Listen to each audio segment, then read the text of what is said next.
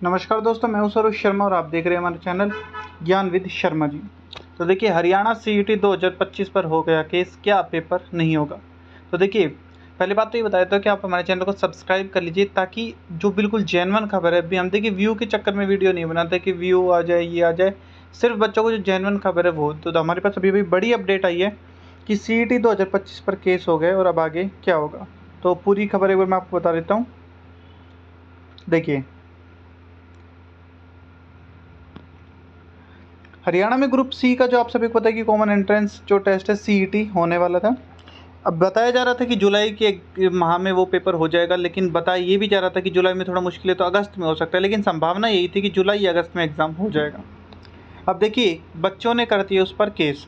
Case क्यों किया है, कितने बच्चों ने किया और अब आगे क्या होगा, ये पूरी इस वीडियो में मैं आपको बताऊँगा। तो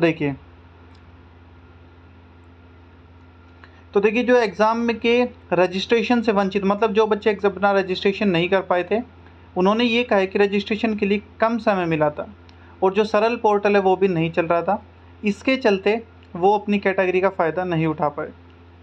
तो इसके चलते 6 अभ्यर्थियों ने हाई कोर्ट में याचिका दायर कर आग्रह किया है कि हरियाणा ग्रुप सी के रजिस्ट्रेशन को दोबारा खोला जाए पोर्टल को। साथ ही जिन्होंने रजिस्ट्रेशन कर लिया उन्हें ठीक कराने के लिए भी समय दिया जाए। बता दें कि हरियाणा कर्मचारी जो चयन आयोग एचएसएससी ने ये एग्ज़ाम जुलाई में कराने की तैयारी भी की थी। इसके लिए मैंने आपको अब पता भी होगा आपको 13.5 लाख के आसपास बच्चों ने फॉर्म फिल किया था।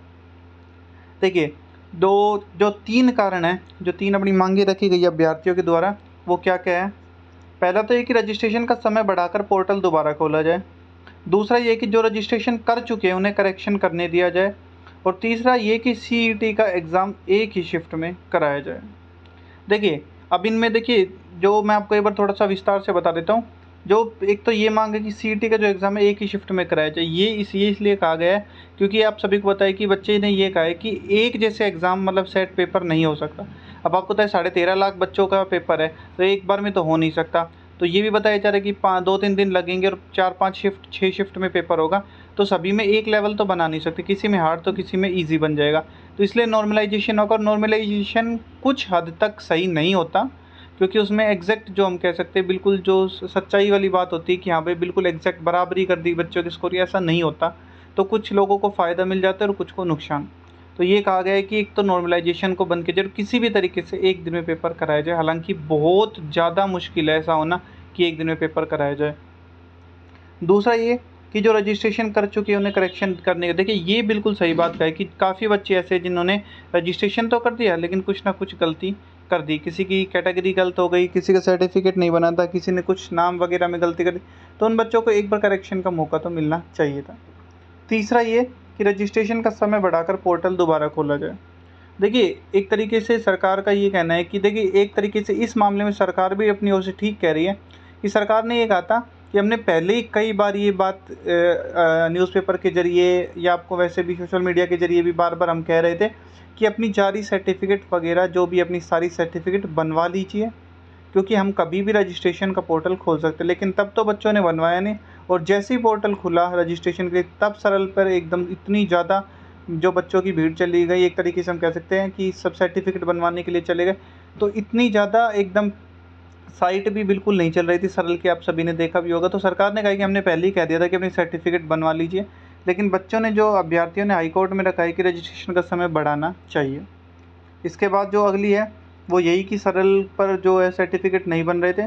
बच्चों ने ये भी कहा कि ओटीपी भी लेट आता था और ये भी कहा कि नॉर्मलाइजेशन का रूल लागू नहीं होगा। ये तो देखिए मैंने आपको बता दिया है।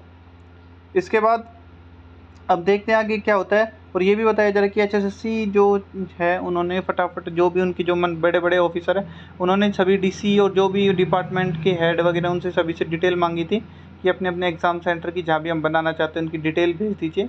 अभी तक वो डिटेल भी सभी ज़िलों से नहीं आ पाई है। तो देखिए, अब बात होगी कि अब क्या पेपर होगा या नहीं होगा। तो देखिए, मैं आपको बता देता हूँ कि एग्ज़ाम अभी होगा, मतलब अगस्त में आप मान के चलिए कि 99% आपका एग्ज़ाम हो जाएगा।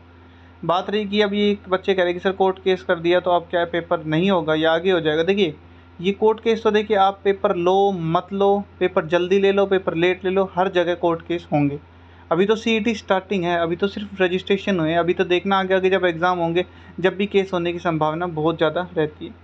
तो देखिए केस वेस होते रहेंगे, इनसे सरकार को ज़्यादा फ़र्क नहीं पड़ेगा, क्योंकि अगर बाई चांस कोर्ट ने ये बात कह भी दी कि आप रजिस्ट्रेशन पोर्टल खोल लीजिए, तो सरकार 2-3 दिन के लिए खोल देगी, 5 दिन के लिए खोल देगी। इससे ज़्यादा फ़र्क नहीं पड़ेगा एग्ज़ाम के ऊपर।